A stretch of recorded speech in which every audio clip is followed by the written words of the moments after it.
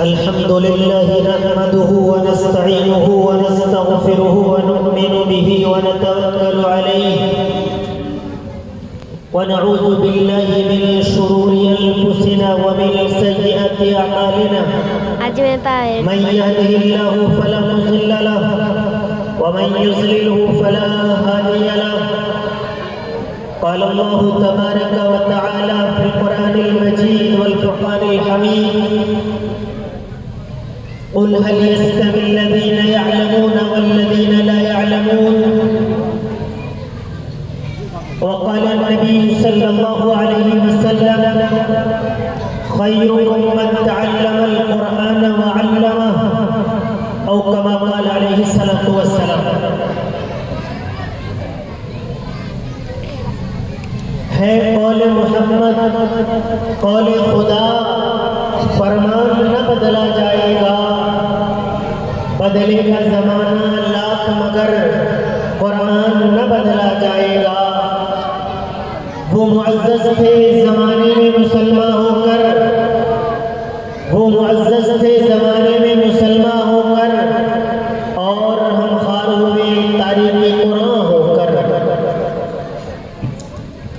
Stage پر جلوہ افروز موقر ترین علماء کرام، معزز سامعین کرام، پس پردہ بیٹھی مائیں اور بہنیں، بچیاں، اللہ تبارک و تعالی نے قرآن کریم کے اندر بہت کھول کر ایک بات ارشاد فرمائی کہ اے نبی کہہ دیجئے، یعنی سوالیہ طور پر ارشاد فرمایا: کیا پڑھے لکھے لوگ اور ان پڑھ لوگ برابر ہو سکتے ہیں؟ کیا ایجوکیٹڈ لوگ اور نان ایجوکیٹڈ لوگ یہ ایکول ہو سکتے ہیں؟ پوری دنیا کا نظام، پوری دنیا کے اندر کوئی ذرہ برابر بھی عقل و شعور رکھتا ہو، فہم و فراست رکھتا ہو، تو ہر وہ شخص کہ نہیں پڑھے لکھے لوگ اور ان پڑھ لوگ برابر نہیں ہو سکتے. معزز سامعین کرام، ہمارے لیے بڑی کہ ہمارے اسٹیج پر ہمارے علاقے کی مشہور و معروف شخصیت، مغربی اتر پردیش کی عظیم الشان درسگاہ المعہد الاسلامی مانک مئو کے موقر ترین استاذ المکرم، اس گاؤں کی جان، مان، شان، پہچان حضرت مولانا محمد فیاض صاحب دامت برکاتہم العالیہ جلوہ افروز ہوئے ہیں. ہم حضرت کا دل کی گہرائیوں سے استقبال کرتے ہیں، شکریہ ادا کرتے ہیں کہ حضرت وقت نکال کر ہمارے اس اسٹیج پر جلوہ افروز ہوئے ہیں. معزز سامعین کرام، اللہ تبارک و تعالی نے تعلیم کی اہمیت بتائی. اللہ کے نبی صلی اللہ علیہ وسلم نے تعلیم کی اہمیت بتائی، اور یہ جو انسان کو اشرف المخلوقات کہا جا رہا ہے، انسان کو تمام مخلوقات میں افضل ترین مخلوق قرار دیا گیا ہے. دنیا کے اندر اگر طاقت کے اعتبار سے اشرف اور افضل کوئی ہوتا تو بہت سارے جانور اور بہت ساری دیگر چیزیں بہت زیادہ طاقتور موجود ہیں. اگر خوبصورتی کے اعتبار سے اشرف کہا جاتا تو انسان کے علاوہ بھی دیگر مخلوقات میں بہت زیادہ خوبصورتی پائی جاتی ہے.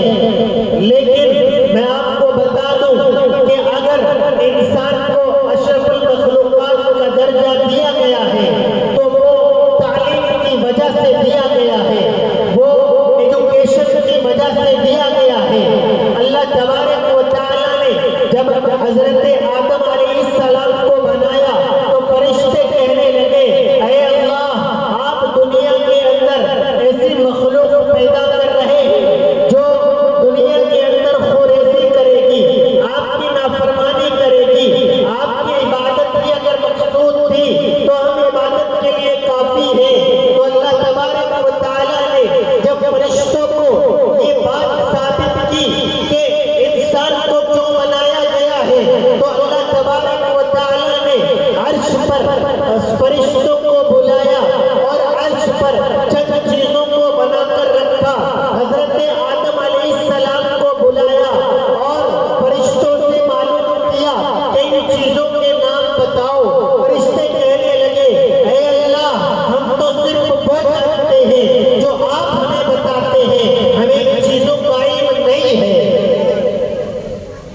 اللہ تبارک و تعالیٰ نے حضرت آدم علیہ السلام کی جانب اشارہ کیا کہ آپ اپنے نام بتا دو.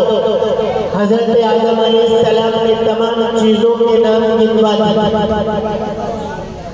ان ناموں کا بتانا یعنی فرشتوں سے زیادہ علم کا ہونا.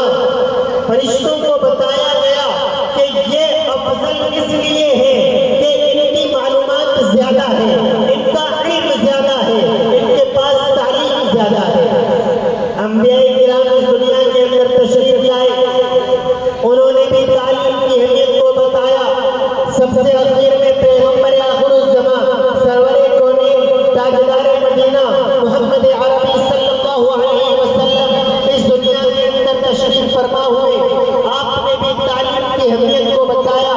سب سے اخیر میں سب سے موقر ترین, سب سے زیادہ معتبر کتاب قرآن کریم نازل کی گئی. قرآن کریم نے بھی بتایا کہ افضل ترین چیز تعلیم ہے, اعلیٰ ترین چیز علم ہے, ایجوکیشن ہے.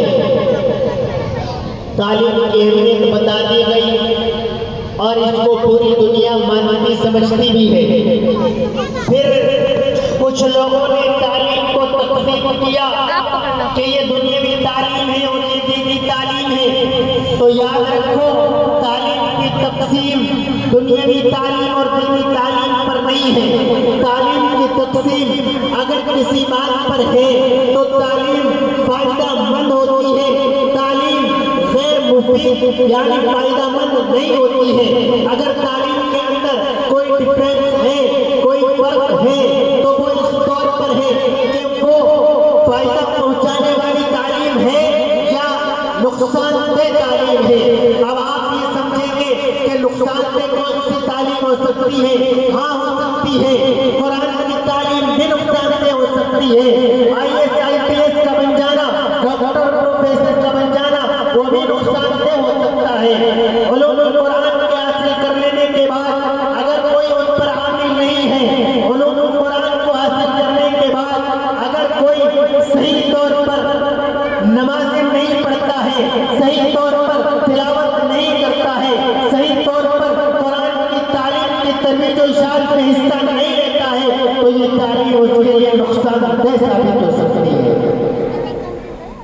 اگر کوئی شخص IAS IPS بن جانے کے بعد رشوت لیتا ہے, DM SPM بن جانے کے بعد ظلم کرتا ہے, جج بن جانے کے بعد ناانصافی کرتا ہے, ڈاکٹر بن جانے کے بعد لوٹ کھسوٹ کرتا ہے, پروفیسر بن جانے کے بعد اپنے اسٹوڈنٹ کو صحیح تعلیم نہیں دیتا ہے, تو یہ تعلیم اس کے لیے نقصان دہ تعلیم ہے. اور اگر کوئی شخص حدیث کی تعلیم حاصل کرنے کے بعد حدیث کے پڑھنے پڑھانے کا کام کرتا ہے, تمام احادیث پر عمل کرتا ہے, سنت نبوی پر عمل کرتا ہے, تعلیم قرآن کی تعلیم پر عمل کرتا ہے, فقہ کو حاصل کرنے کے بعد مسئلے مسائل کی ترویج و اشاعت کا کام کرتا ہے, تو یہ تعلیم اس کے لیے دنیا کے اندر بھی فائدہ مند ہے, آخرت کے اندر بھی فائدہ مند ہے. اور اگر کوئی شخص IAS IPS بننے کے بعد رشوت نہیں لیتا ہے, ظلم نہیں کرتا ہے, ڈیوٹی کو صحیح انجام دیتا ہے, اور اگر مسلمان ہے تو 5 وقتہ کا نمازی ہے, اللہ کی رضا والے اعمال کرتا ہے, تو یہ تعلیم اس کے لیے دنیا اور آخرت کے اندر تعلیم نفع بخش. اگر کوئی شخص ڈاکٹر خدمت خلق کے لیے بنتا ہے تو یہ تعلیم اس کے لیے دنیا و آخرت کے لیے نفع بخش. اگر کوئی ماسٹر اس لیے بنتا ہے کہ میں آنے والی نسلوں کو ایجوکیشن سے آراستہ کروں گا, تو اس کی یہ تعلیم دنیا و آخرت کے لیے نفع بخش تعلیم ہے. آج الحمدللہ مدارس اسلامیہ علماء ربانیین اپنے کام کو بخیر و خوبی انجام دے رہے ہیں. آپ دنیا کے اندر خصوصی طور پر میں اپنے ملک کی بات کروں تو الحمدللہ علماء ربانیین کی یہ کارکردگی ہے کہ ملک کے کسی بھی کونے کے اندر آپ یہ نہیں بتا سکتے کہ کوئی جنازہ رکھا ہوا تھا اور جنازہ پڑھانے والا موجود نہیں تھا. الحمدللہ ہر جگہ پر حفاظ کرام موجود ہیں جو خدمت انجام دے رہے ہیں.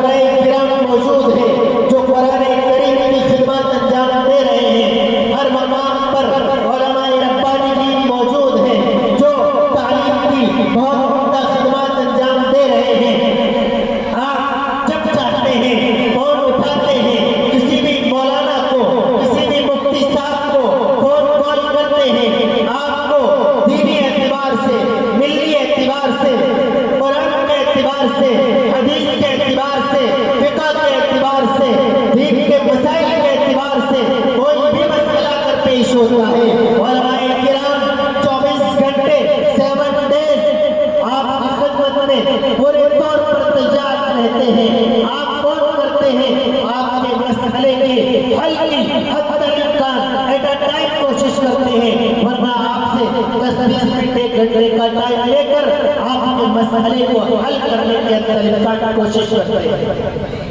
علماء کرام الحمدللہ اپنے کام کے اندر مصروف عمل ہیں، پوری خدمت انجام دے رہے ہیں، لیکن یاد رکھیں قوم و ملت اس اعتبار سے بہت زیادہ پسماندہ ہو چکی ہے کہ جب بھی ہم کسی گاؤں کے اندر جاتے ہیں، ان سے بات کرتے ہیں تو پورے گاؤں میں تو بہت دور کی بات کوئی گلی بھی دعویٰ نہیں کرتی کہ الحمدللہ ہماری گلی کے اندر 5 وقتہ نمازی موجود ہیں. پورا گاؤں تو بہت دور کی بات کوئی گلی دعویٰ نہیں کرتی کہ الحمدللہ ہمارے گاؤں کے اندر ایک بھی نشہ خور موجود نہیں ہے. پورا گاؤں تو بہت دور کی بات کوئی گلی دعویٰ نہیں کرتی کہ الحمدللہ ہمارے گاؤں کے اندر ایک بھی سود خور موجود نہیں ہے. پورا گاؤں تو بہت دور کی بات کوئی گلی دعویٰ نہیں کرتی کہ الحمدللہ ہماری گلی کے اندر سکڑے والے موجود نہیں ہیں. کوئی گلی گاؤں تو بہت دور کی بات کوئی گلی دعویٰ نہیں کرتی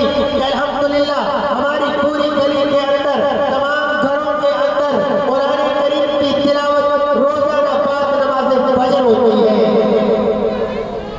قوم کا یہ عالم ہو چکا ہے کہ پہلے تو الحمدللہ تقریباً 2.5 سے 3% طلبہ مدارس اسلامیہ میں جا کر علوم القرآن کو حاصل کر رہے تھے، لیکن لاک ڈاؤن کے بعد سے یہ تعداد میں اور کمی آئی ہے اور اب 1 سے 1.5% کی تعداد پہنچ رہی ہے جو مدارس کے اندر تعلیم حاصل کر رہے ہیں. آج اس دور کے اندر بھی اگر امام صاحب کر چلے جاتے ہیں تو 50 نمازی موجود ہوتی ہیں. عشاء کی نماز کا وقت ہوتا ہے اور 50 نمازیوں میں سے کوئی بھی ہمت نہیں کر پاتا ہے کہ میں نماز ادا کرا دیتا ہوں، میں امامت کر دیتا ہوں. میرا خود آنکھوں دیکھا واقعہ ہے، رمضان مبارک کے اندر تقریباً 100 نمازی ہیں، ظہر کی نماز کا وقت ہے اور ایک بھی نمازی مصلی پر جانے کے لیے تیار نہیں ہے امام صاحب کی عدم موجودگی کے اندر. یہ قوم کے حالات بن چکے ہیں. یہ قرآن کی تعلیم سے دوری کی وجہ ہے، یہ حدیث کی تعلیم سے دوری کی وجہ ہے. میں نہیں کہتا آپ اسکول کالجز کے اندر داخلہ دلانا بند کر دو، نہیں، آپ پڑھائیے اپنے مرضی کی تعلیم، آپ بنائیے ڈاکٹر، آپ بنائیے پروفیسر، آپ بنائیے انجینئر، آپ بنائیے ڈاکٹر، لیکن یاد رکھیں دنیا و آخرت کی کامیابی کا راز قرآن کریم کی تعلیم میں ہے. جیسے آپ میتھ کی ٹیوشن کا نظم کرتے ہیں، جیسے آپ انگلش کی ٹیوشن کا نظم کرتے ہیں، جیسے آپ کمپیوٹر کی تعلیم کا نظم کرتے ہیں، ایسے ہی آپ قرآن کریم کی تعلیم کا انتظام کیجیے. آپ اپنے مکتب کے مولانا سے ملاقات کیجیے، اپنے مسجد کے حافظ صاحب سے ملاقات کیجیے، اپنے مدرسے کے مولوی صاحب سے ملاقات کیجیے. آپ معلوم کیجیے کہ میرا بچہ قرآن میں کتنا پڑھ چکا ہے، میرے بچوں کو مکمل نماز یاد ہو گئی یا نہیں، میرے بچے کے عقائد کس درجے تک درست ہو چکے ہیں، میرا بچے کو مکمل کلمے یاد ہو گئے ہیں یا نہیں، میرا بچہ اسلام کے اعتبار سے کچھ پڑھا ہے. آپ اس بات پر پوری توجہ دیجیے، انشاءاللہ تعالی دنیا کی کامیابی بھی محفوظ ہوگی اور آخرت کے اندر بھی آپ سرخر ہوں گے جب اللہ تبارک و تعالی جنت کے اندر فرمائیں گے اے حافظ قرآن کریم کو پڑھتا چلا جا، جنت کے درجوں کو چڑھتا چلا جا. اللہ تبارک